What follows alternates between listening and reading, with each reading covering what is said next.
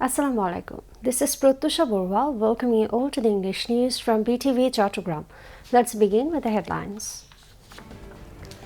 Advisory Council gives final approval to Telecommunication Amendment Ordinance 2025.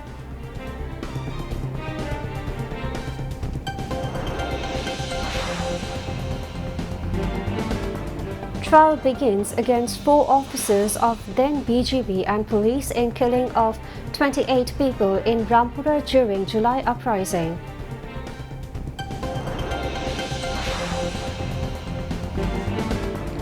Notification issued appointing Appellate Division Judge Jubair Rahman Chaudhry as 26th Chief Justice.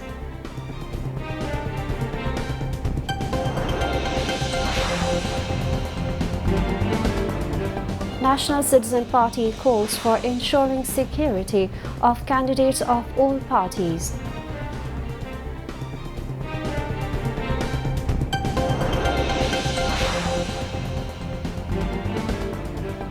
BNP Acting Chairman Tariq Rahman returning home tomorrow. Grand reception underway at 300 feet in Purvachal in the capital.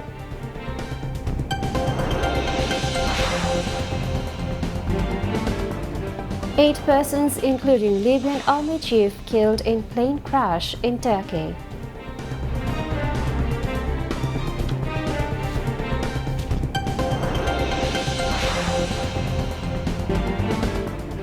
And South Women's Futsal Championship take place in Bangkok for first time on January 13.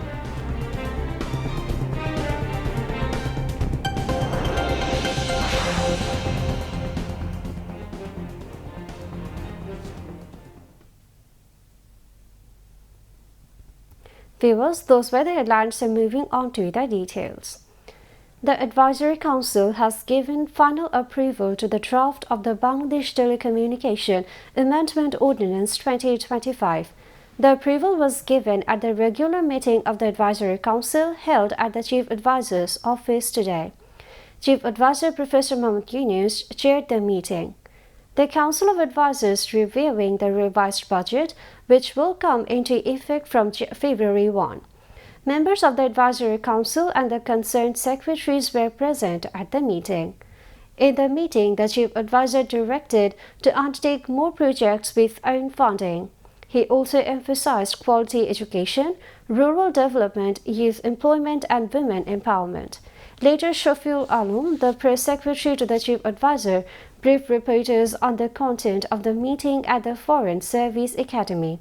He said the government welcomes the return of BNP Acting Chairman Tariq Rahman. Necessary security measures have been taken as per the demands after discussions with his party.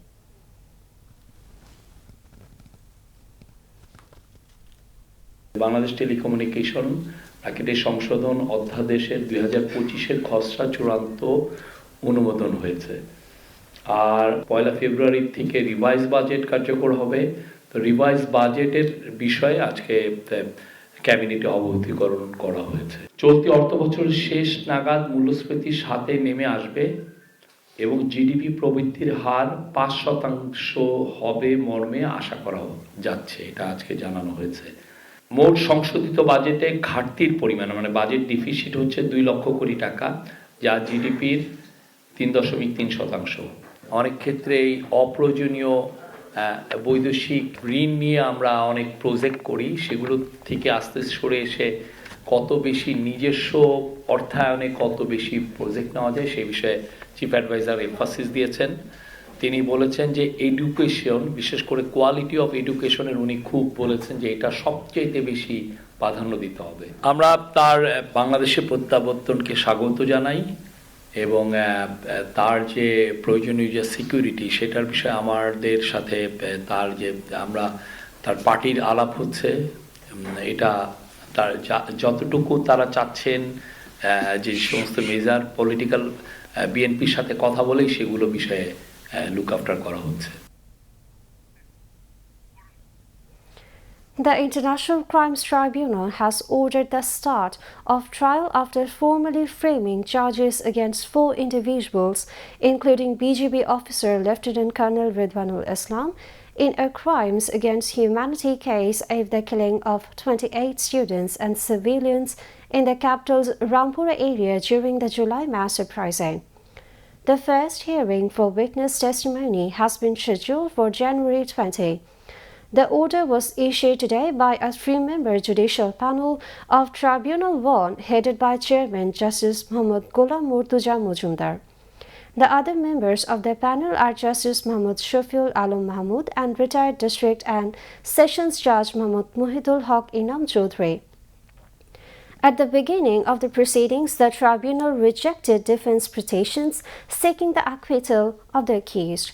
The prosecution team included Chief Prosecutor Muhammad Tajul Islam, prosecutors Abdullah Al-Numan, Shahidul Islam, and others. Later, Chief Prosecutor Muhammad Tajul Islam briefed journalists on the developments. Responding to a question from reporters regarding the trial of military personnel, Chief Prosecutor Tajul Islam said that whoever the offender is, whatever uniform they wear or rank they hold will not be taken into consideration. He added that when the accused committed the crimes they did so not as military personnel but as police officers, and therefore their trial will proceed in the same manner as that of other accused in similar cases.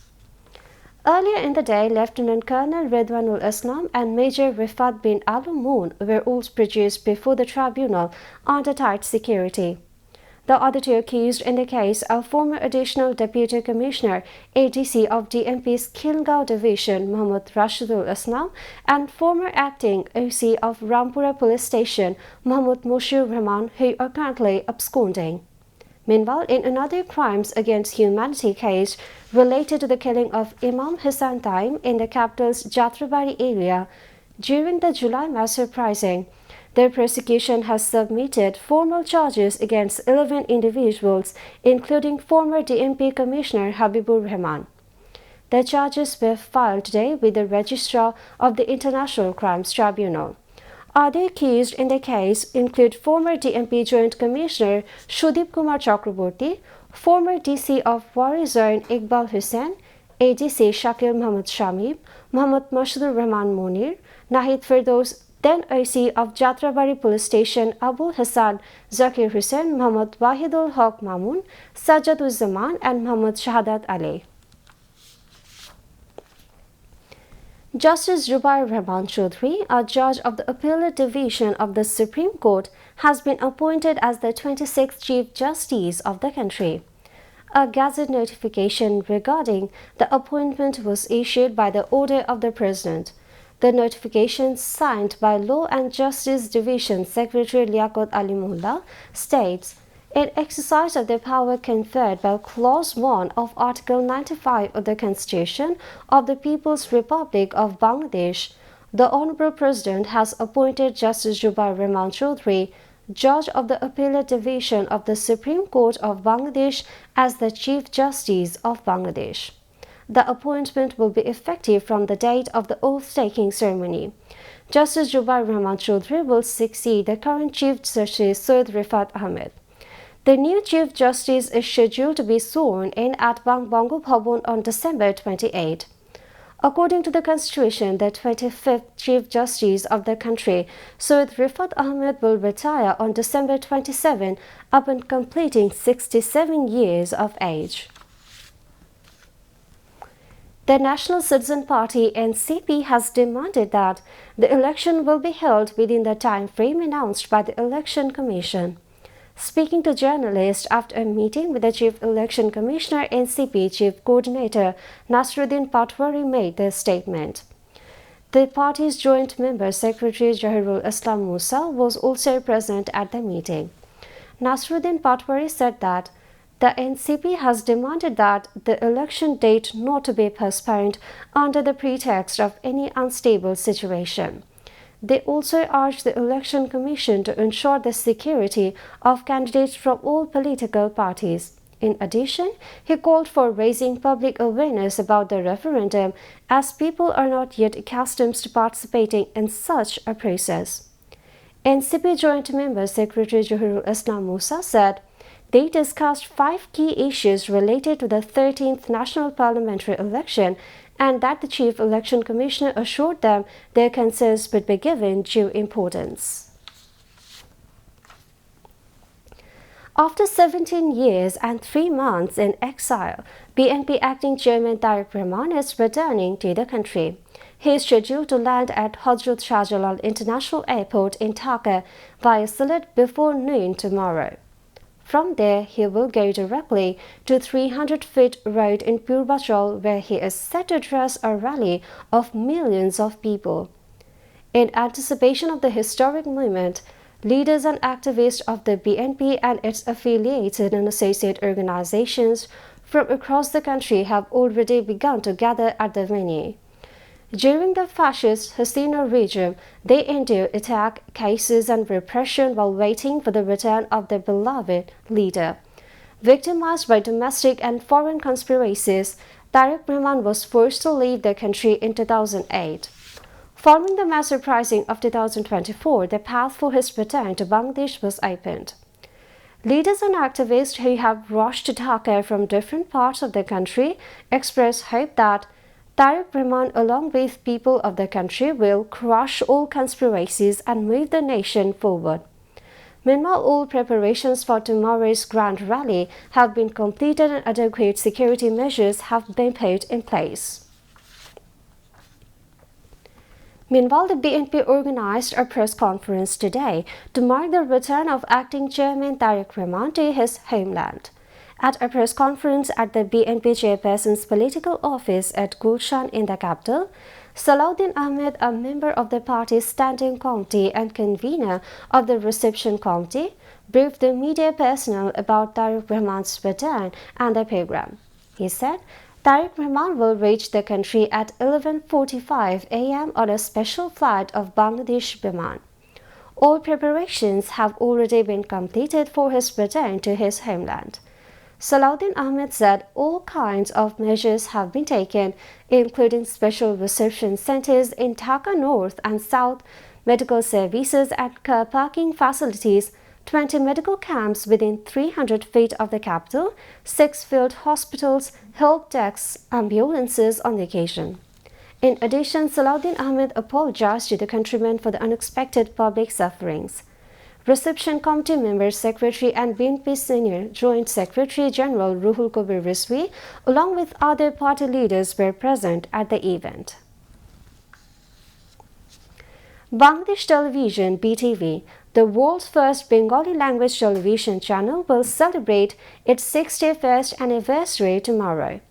The channel began transmissions on 25th of December in 1964 from the then DIT building, now the Raater building, under the name Pakistan Television Corporation. Following the emergence of independent Bangladesh on 16th of December in 1971, the broadcaster was renamed Bangladesh Television. In 1975, BTV moved from the DIT building to its own premises in Rampura. From its launch in 1964 until 1980, BTV aired programs in classic black and white format. A new era began on 25th of December in 1980 with the introduction of color broadcasting. Since its inception, BTV has operated terrestrial broadcasting, enabling viewers across the country to receive its signal through ordinary antennas.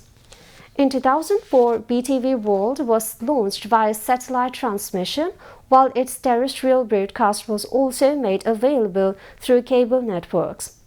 Currently, BTV is the only television channel in Bangladesh broadcasting simultaneously via both satellite and terrestrial platforms.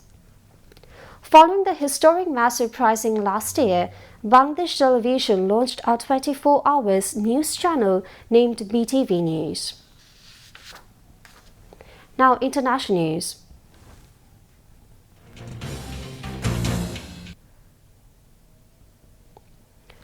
The Libyan Army's Chief on Staff, Mohammed Ali Ahmed al-Haddad, has died in a plane crash near the Turkish capital Ankara shortly after the private jet he was traveling in took off from an airport there.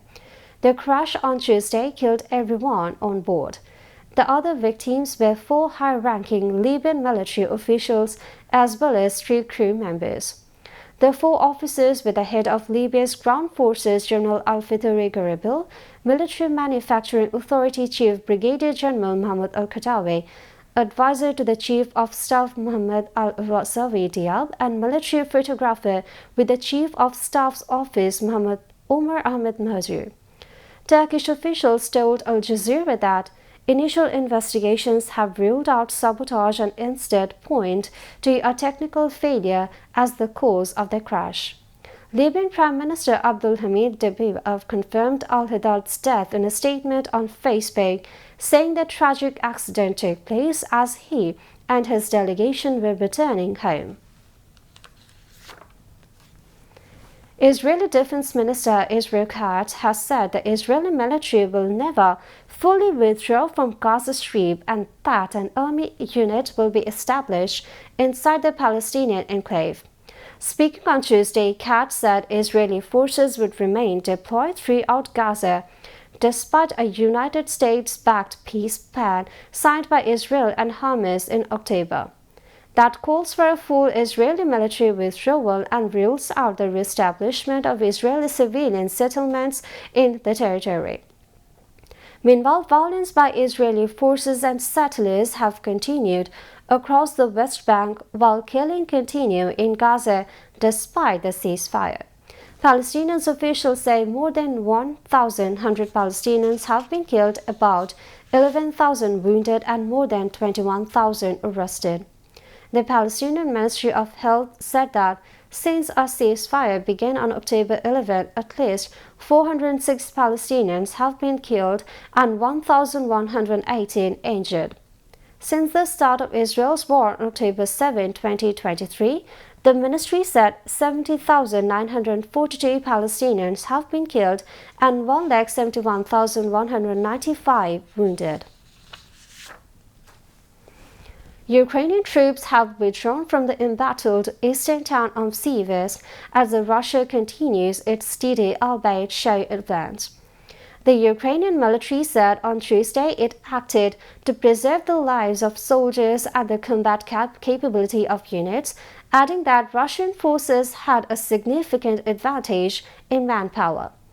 The capture of Seversk brings Russia closer to the last remaining fortress-built cities of Sloviansk and Kramatorsk, still in Ukrainian hand in the industrial Donetsk region. Russia launched a full-scale invasion of Ukraine in February 2022, and Moscow currently controls about 20% of Ukrainian territory.